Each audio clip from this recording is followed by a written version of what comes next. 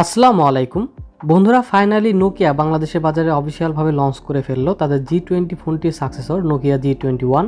তো বন্ধুরা, আজকে এই স্মার্টফোনটিকে আনবক্স করব, দেখব বক্সের মধ্যে কি কি আছে, এছাড়াও প্রাইস হিসেবে ফোনটি কেমন, ফোনটিতে নতুন কি কি ফিচার রয়েছে, বাংলাদেশি ফোনটির অফিসিয়াল প্রাইস কত, এই সব কিছুর বিস্তারিত আলোচনা থাকবে আজকের এই ভিডিওতে। তো বন্ধুরা চলুন তাহলে আর বেশি কথা না বাড়িয়ে সরাসরি ভিডিওতে ঝাঁপিয়ে পড়া যাক। বন্ধুরা চলুন প্রথমে দেখা যাক ফোনটির বক্সে কি কি দেওয়া হয়েছে। হোয়াইট কালারের একটি বক্সটি খুলে প্রথমে পেয়ে যাচ্ছে আমাদের কাঙ্ক্ষিত স্মার্টফোনটি পাশে রেখে দেখি বক্সে আর কি কি দিয়েছে নোকিয়া। এরপর বক্সের মধ্যে থাকছে একটি সিম ইজেক্টর টুল, কিছু ডকুমেন্টেশন এবং একটি ক্লিয়ার কেস। তারপর বক্সের মধ্যে রয়েছে আরো দুটি ছোট বক্স। একটি বক্সের মধ্যে রয়েছে 10 ওয়াটের একটি ফাস্ট চার্জার। যদিও এই ফোনটি 18 ওয়াট ফাস্ট চার্জিং সাপোর্ট করে, কিন্তু বক্সে শুধু 10 ওয়াটের চার্জার দেওয়া হয়েছে। আর আরেকটি বক্সের মধ্যে রয়েছে একটি ইউএসবি টাইপ সি কেবল এবং একটি নোকিয়ার ইয়ারফোন। বন্ধুরা, ভালো বিষয় হচ্ছে আমরা স্মার্টফোনের বক্সে ইয়ারফোন এখন আর দেখতেই পাই না, কিন্তু নোকিয়া তাদের এই ফোনটির সাথে একটি ইয়ারফোন দিয়েছে। তো বন্ধুরা, এই ছিল ফোনটির বক্স কন্টেন্ট। চলুন কথা বলা যাক ফোনটির ডিজাইন এবং বিল্ড কোয়ালিটি নিয়ে। ফোনটি নর্ডিক ব্লু এবং ডাস্ক এই দুটি কালারে লঞ্চ করা হয়েছে। ফোনটির ব্যাক সাইডে এক ধরনের টেক্সচার ডিজাইন করা হয়েছে এবং সাথে ম্যাট ফিনিশিং করা হয়েছে। বন্ধুরা, ফোনটির ব্যাক সাইডে পলিকার্বনেট প্লাস্টিক ব্যবহার করা হয়েছে আর ফোনটির ফ্রেমের চারিদিকে কিছুটা কার্ভ করা হয়েছে। স্মার্টফোনটির ক্যামেরা বাম্পের ডিজাইন দেখে অনেকটা মোটরোলার ফোনগুলোর ক্যামেরা বাম্পের ডিজাইনের কথা মনে পড়ে যায়। তো ওভারঅল বাজেট হিসেবে ডিজাইন ঠিকঠাক মনে হয়েছে আমার কাছে। ইনহ্যান্ড ফিল নিয়ে বললে ফোনটি ইনহ্যান্ড ফিলের দিক থেকে যথেষ্ট ভালো। ফোনটির ওয়েট 190 গ্রাম এবং ফোনটির থিকনেস 8.5 মিলিমিটার। সো ফোনটি ছোট বড় সব হাতেই অনেক সুন্দর মানিয়ে নিতে পারবে। পোর্টস অ্যান্ড বাটনস নিয়ে বললে ফোনটির ডান পাশে রয়েছে পাওয়ার বাটন এবং ভলিউম রকার।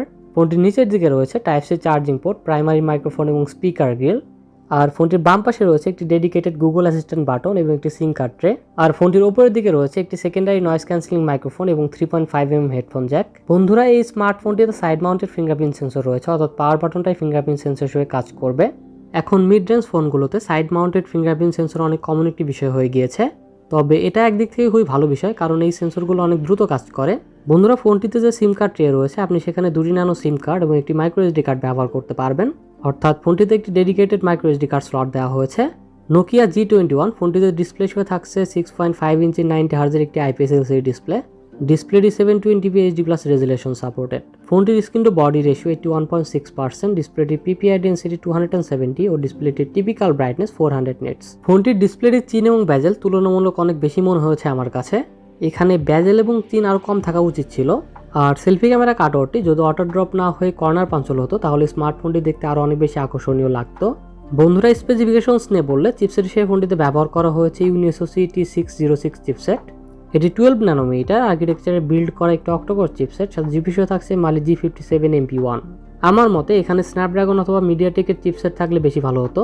চিপসেট শর্টেজের কারণে আমরা বর্তমানে 15,000-এর আশেপাশে ইউনিএসওসি এর চিপসেট সব ফোন বেশি দেখতে পাচ্ছি। বন্ধুরা, আমাদের দেশে ফোনটি বর্তমানে একটি ভেরিয়েন্টই পাওয়া যাচ্ছে, যা 4GB র্যাম এবং 64GB ইন্টারনাল স্টোরেজ। আর এই ফোনটিতে LPDDR4X র্যাম ব্যবহার করা হয়েছে এবং স্টোরেজ টাইপ দেওয়া হয়েছে eMMC 5.1। নোকিয়া G21 ফোনটিতে রয়েছে ট্রিপল ক্যামেরা সেটআপ, 50 মেগাপিক্সেলের মেইন ক্যামেরা যার অ্যাপারচার f1.8। এছাড়াও ফোনটিতে রয়েছে 2 মেগাপিক্সেলের ম্যাক্রো এবং 2 মেগাপিক্সেলের একটি ডেপথ সেন্সর। ফোনটির মেইন সেন্সরের ক্যামেরা কোয়ালিটি ভালো ছিল, কিছু ক্যামেরা স্যাম্পল দেওয়া হলো, দেখলেই বুঝতে পারবেন। আর সেলফি ক্যামেরা হিসেবে ফোনটিতে 8 মেগাপিক্সেলের একটি অটো ড্রপ সেলফি ক্যামেরা দেওয়া হয়েছে যার অ্যাপারচার f2.0। ক্যামেরা ফিচার হিসেবে নাইট মোড রয়েছে, beauty mode, portrait mode, slow motion এবং প্যানোরামা রয়েছে ফোনটিতে। ফোনটির রিয়ার ও সেলফি দুটি ক্যামেরা দিয়ে সর্বোচ্চ 1080p 30fps পর্যন্ত ভিডিও রেকর্ডিং করার সুবিধা রয়েছে। ব্যাটারি হিসেবে ফোনটিতে 5050 mAh এর ব্যাটারি দেওয়া হয়েছে এবং ফোনটির 5050 mAh এর ব্যাটারিকে চার্জ করার জন্য ফোনটির বক্সে দেওয়া হয়েছে 10 ওয়াটের একটি ফাস্ট চার্জার। আমার মতে যেহেতু 18 ওয়াট পর্যন্ত ফাস্ট চার্জিং সাপোর্ট করে, এখানে বক্সেও 18 ওয়াটের চার্জার দেওয়া উচিত ছিল। নোকিয়ার চার্জারের ক্ষেত্রে এটা কেমন কস্ট কাটিং করলো বিষয়টা ঠিক বুঝলাম না, তবে স্মার্টফোনটির ব্যাটারি ব্যাকআপ খুবই ভালো। একদম হেভি ইউজে স্মার্টফোনটি থেকে প্রায় 1-1.5 দিন ব্যাটারি ব্যাকআপ পাওয়া যাবে।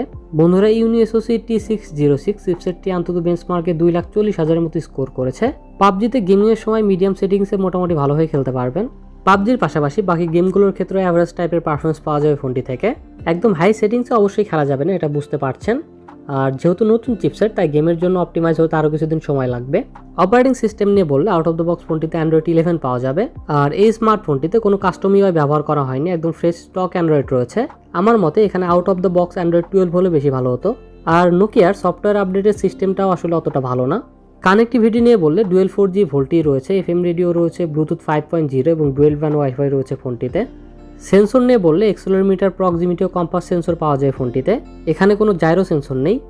আর সিকিউরিটির জন্য ফোনটিতে সাইড মাউন্টেড ফিঙ্গারপ্রিন্ট সেন্সরের পাশাপাশি ফেস আনলকও রয়েছে এবং সেন্সরগুলো ফোনটিকে যথেষ্ট ফাস্ট আনলক করতে সক্ষম। বন্ধুরা মাল্টিমিডিয়ার ক্ষেত্রে ডিসপ্লে আইপিএস এলসিডি হলেও ফোনটির ভিউইং এক্সপিরিয়েন্স মোটামুটি ভালোই ছিল।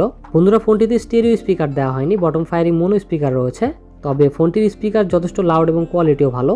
তো বন্ধুরা নোকিয়া G21 ফোনটির 464GB ভেরিয়েন্টের বাংলাদেশে বর্তমানে অফিসিয়াল প্রাইস 18,999 টাকা। তো এই প্রাইজে সবকিছু মিলিয়ে বর্তমানে মার্কেটে যে অবস্থা, তারপরও আমার কাছে মোটেও এই স্মার্টফোনটি ভ্যালু ফর মানি মনে হয়নি। এই প্রাইজে এখনও অনেক ভালো স্মার্টফোন বাজারে রয়েছে, সেই ভালো স্মার্টফোনগুলোকে রেখে নোকিয়ার এই স্মার্টফোন নেওয়ার কোনো মানেই হয় না। এরপরও যারা নোকিয়ার ফ্যান আছেন তাদের কাছে হয়তো এই স্মার্টফোনটি ভালো লাগতে পারে। বন্ধুরা আপনারা কে কে এই স্মার্টফোনটি কিনতে চান কমেন্টে অবশ্যই জানাবেন। তো বন্ধুরা আজকে নোকিয়া G21 পর্যন্তই। আপনারা যদি টেকনো পোভা 3 স্মার্টফোনটি সম্পর্কে বিস্তারিত জানতে চান তাহলে লেফট সাইডে ভিডিওটি দেখুন, আর 12 থেকে 15,000 টাকার মধ্যে সেরা 5টি স্মার্টফোন সম্পর্কে জানতে রাইট সাইডে ভিডিওটি দেখুন। তো বন্ধুরা দেখা হবে আবার নতুন কোনো ভিডিওতে। সবাই ভালো থাকবেন, সুস্থ থাকবেন। মহান আল্লাহ তাআলা আপনাদের সবাইকে সুস্থ ও সুন্দর একটি জীবন গড়ার তৌফিক দান করুন। আল্লাহ হাফেজ।